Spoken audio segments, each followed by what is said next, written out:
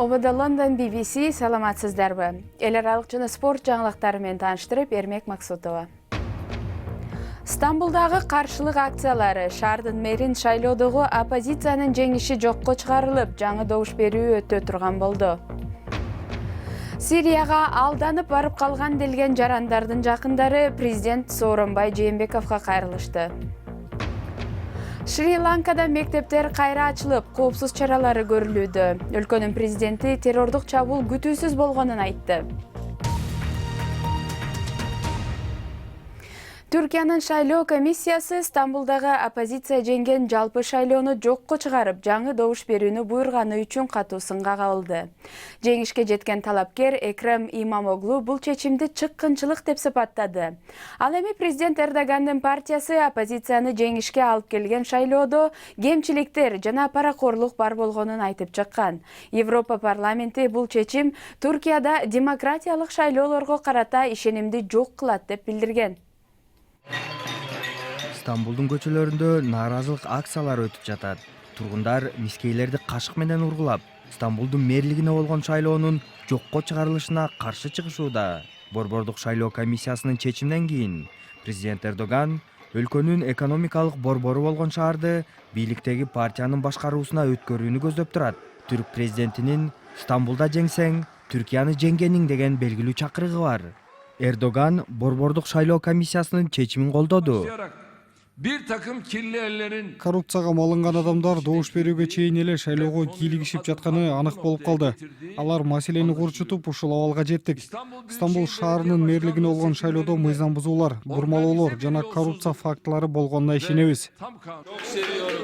Стамбулдагы жергиликтүү кеңешке болгон шайлоодо оппозициячыл талапкер Экрем Имамоглу жеңишке жеткен жана апрель айында мэр катары жарыяланган. Ал колдоочуларын эмоцияга алдырбоого чакырды. Gidin komşularınızla Адилетсиздик тууралуу кошуна досторуңарга айткыла. Түркиянын эли жана демократия үчүн бул жагдай тууралуу кабар кеңири жайылышы керек. Бүгүн баштагыла. anlatmaya başlayın. Bu akşam başlayın. Март айындагы жергиликтүү шайлоодо президент Эрдогандын Акыйкаттык жана Өнүгүү партиясы негизги шаарларда, анын ичинде Стамбул менен башкала Анкарада жеңилип калган. Эксперттердин айтымында, өлкөдөгү экономикалык кыйынчылыктардан улам түркиялыктар бийликтеги партияга каршы добуш беришти. Түрк лидеринин партиясы бурмалоолор болду деп кайрадан добуш берүү максатына жеткени менен бул стратегиясы кооптуу дейт эксперттер. Анткени Экрем Имамоглунун популярдуулугу жогорулап жатат. Ал оппозициялык партиянын тарапкерлеринин колдоосунан тышкары башка партияларга жан тарткан шайлоочулардын дагы колдоосун алды. Андан тышкары өлкөдөгү экономикалык кыйынчылык олку солку абал түздү. Саясий туруксуздук экономикага кедергисин тийгизет. Стамбулдагы көйгөй боюнча партияда ич ара араздашуулар дагы болуп жатат жана кайрадан шайлоо өткөрүү Имамоглунун позициясын бекемдеши ыктымал. Стамбулда оппозиция жеңген мэр шайлоосу жокко чыгарылды. Бул жана башка орчундук кабарларды уюлдук телефон аркылуу интернет сайтыбыздан окуңуз. Ал үчүн бизди bbc.com /кыргыз деп издеңиз. Сирияга алданып барып калган делген жарандардын жакындары 3-майда президент Сооронбай Жээнбековго кайрылышты. Кыргызстандык кыз-келиндер жана алардын балдары ал жакта адам чыдагыс шартта камалып жатат дешип, алар бийликтен жакындарын мекенине кайтарууга жардам сурашты. Сирияда жалпы 4000ден ашык Борбор Азия жарандары бар экени айтылып келет. Search for Common Ground уюмунун билдирүүсүндө учурда Сирияда жүргөн кыргызстандыктардын саны 801 адамды түзөт. Биз бул маселе боюнча Ислам изилдөө илими институтунун директору Мамитбек Мырзабеков менен байланыштык. Ал жердеги шарттарды да ойлошубуз керек да. Бул алардын бизге чыгуусу, Кыргызстанга өздөрүнүн дайынын билдирүүсү бул оңой нерсе эмес. Алар биринчиден согуштан жаңы чыкты жана колго түшкөндөн кийин алардын белгилүү бир деңгээлде укуктары да чектелген. Чынын айтканда биз аларга канат жая турган убакыт келди деген пикирдемин да мен. Кыргыз бийлиги Сириядагы кыргызстандыктарды кайтарууга аракет кылабы? Ал жакта дагы мындай аз эмес балдар төрөлдү да. Алды 7 жашка чыгып калды, 7-8 жашка чыгып калды. Аркасы кучактагы балдар да бар. Ошондуктан Биз кыргыз мамлекети укуктук мамлекет дейбиз, демократиялуу мамлекет дейбиз. Андыктан биздин мамлекетибиз ошол жакта төрөлгөн жарандарга же болбосо ошол жака адашып барып калган жарандарга карата сөзсүз чараларды көрүшү керек. Эгер ошол жарандар кайтып келе турган болсо, булар мамлекетке чыккынчылык кылды деп сотко тартылабы? Бул үчүн сөзсүз түрдө атайын териштирүүлөр жасалыш керек, күч органдары териштирүү жасаш керек. Себеби бул укуктук жактан аябагандай назик маселе. Барып келгендин баары жогун эле кошуп алып туруп, булардын баары террорист, булардын баары саткын деп айтуу кыйын. Башта айтып өткөндөй, алданып кеткендер бар, жана ошондой эле чындап эле согушам деп кеткендер бар.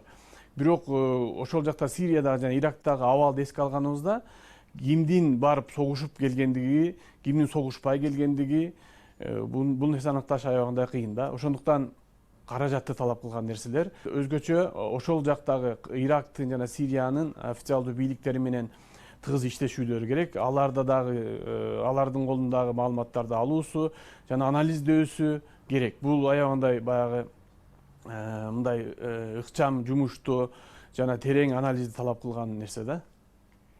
Ошо сиз айтып кеткен ислам мамлекети тобунун катарында согушкан жарандар кайтып келсе, биздин өлкөбүзгө коркунуч жаратпайбы?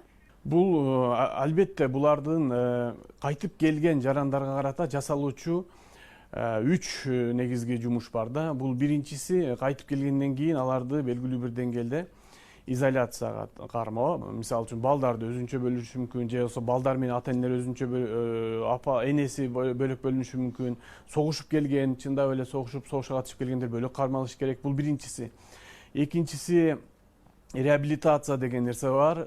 Себеби бул барып согушуп келгендер бар, алданып согушту көрүп келгендер бар, согушту жашап келгендер бар. Аларды сөзсүз түрдө социалдык жактан, психологиялык жактан тарбиялоо, аларды реабилитациядан өткөрүү деген маселе бар. Ал эми үчүнчүсү реинтеграция деген маселе бар. Бул коомго аралаштыруу. Бул биринчи жана экинчи этапта жасалган жумуштардан кийин акырында бул барып келген биздин жарандарыбызды акырындап биздин коомго аралаштырууубуз керек. Себеби аларды акыркы түбөлүккө коомдон бөлүп кое албайбыз да. Алар да биздин жарандарыбыз, аларды да коомго аралаштырууубуз керек. Сиз көрүп жаткан BBC эми күндүн башка кабарларынын тизмеги. Мамлекеттик ТМЗдын маалыматты ачыкка чыгарганы үчүн камакка алынган Reuters агенттигинин 2 журналисти күтүүсүз жерден боштондукка кое берилди. Валлон жана Киавсо өткөн сентябрда 7 жыл абакка кесилген эле. Аталган 2 журналист Бирманын куралдуу күчтөрү Рохинджа мусулмандарына каршы жасаган мамилеси тууралуу жазып чыккан. 2 журналист 500дөн ашуун күн камакта жатты.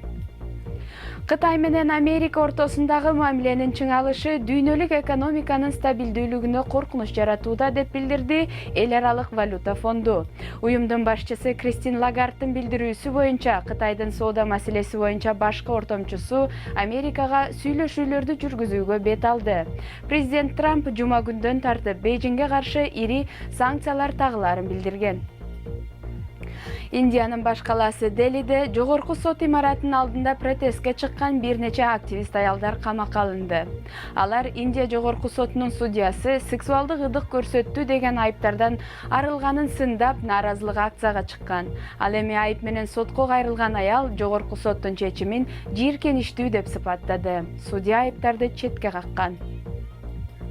Бириккен Улуттар уюму тараптан премьер-министр катары кабыл алынган Ливиянын жаңы премьери Европага болгон расмий сапарын бүгүн Италиядан баштады. Ал генерал Калифа Хафтарга каршы шериктерди издөөдө. Фаиз Ал-Сарраж Италиянын премьер-министри Жозеппе Конте менен жолуккан соң Франция жана Германияга чейин барары айтылууда. Ал президент Макронду атаандашы генерал Хафтарга колдоо көрсөткөнүнүн сынга алды. Шри-Ланкада 250 кишинин өмүрүн кыйган чабуулдан кийин коопсуз чаралары күчөтүлүп, мектептер кайра ачыла баштады. Өлкөнүн президенти BBCге берген маегинде өздөрүн ислам мамлекети деп атаган топ дагы деле күчүбүздөбүз дегенди жеткирүүнү каалап, чабуулду жасады деген пикирин айтты. Коломбо шаарынан кабарчыбыз Секундер Керманинин баяны. Шри-Ланканын престиждүү деп саналган мектептеринин биринде окуучулар класстарына кайткыча полиция мектептин айланасын тинтүүдө. Ошол эле учурда ата-энелер дарбазаны күнүгө кайтаруу тууралуу маалымат алууда. 2 апта мурун өздөрүн ислам мамлекети деп атаган топ каргашалуу кол салууларды уюштуруп, коомчулуктун тынчын алды. Биз жангечтилер тууралуу сөз кылып жатабыз. Туурабы? Демек дагы ошондой окуя кайталанса, коопсуздукту камсыздоого канча куралдуу адам тартылат? Биз ата-энелербиз, бизде курал жок. Биз аны кантип колдонушту да билбейбиз. BBC-ге берген маегинде Шри-Ланканын президенти ислам мамлекети тобунун чабуулу алар үчүн күтүүсүз болгонун мойнуна алды.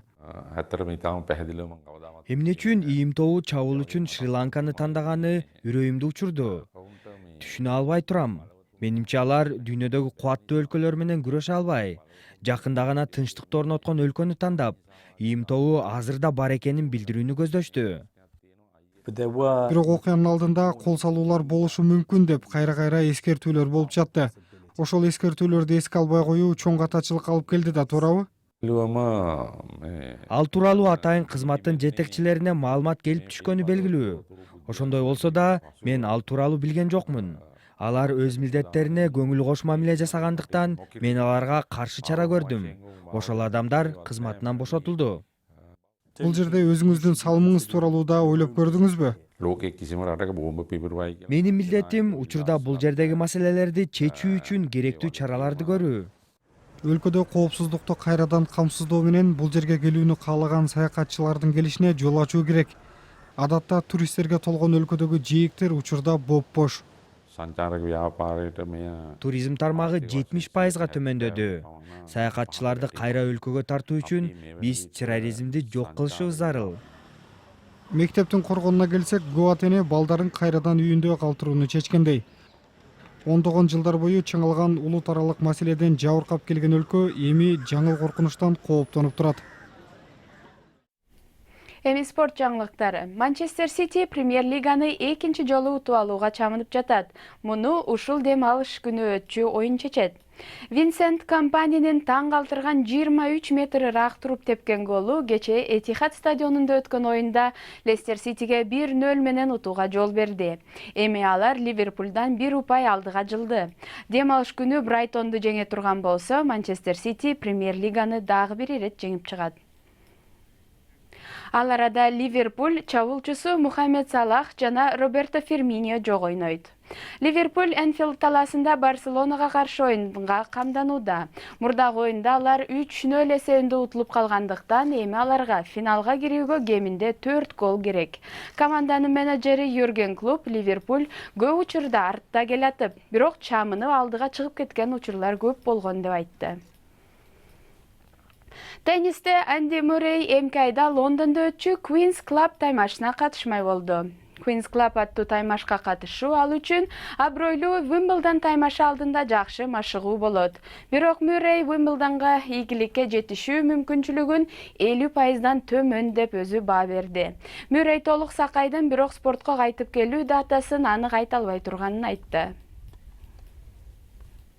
Жаңылыктардын соңунда Англис элет жеринен тартылган тасманы көрсөтө кетели. Унааны секиртүү таймашында 10 эр жүрөк айдоочу бири-бири менен жарышып, кимдин эскирип калган унаасы эң ыраак секире аларын текшерип көрүштү.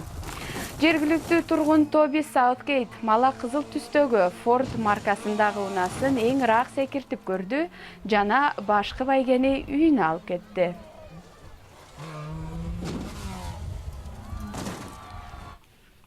Бул жана башка жаңылыктар азыр интернет сайтыбыздын башкы бетинде турат. Дарегиз bbc-kыргыз.com сайтыбыздан жаңылыктарды окуп, радиобузду да уга аласыздар. BBC жаңылыктарын Facebook, Twitter жана YouTube'дан да таба аласыз. Ал үчүн бизди BBC Кыргыз деп издеңиз. Сиздер менен Эрмек Максутова болдум. Саламатта калыңыздар.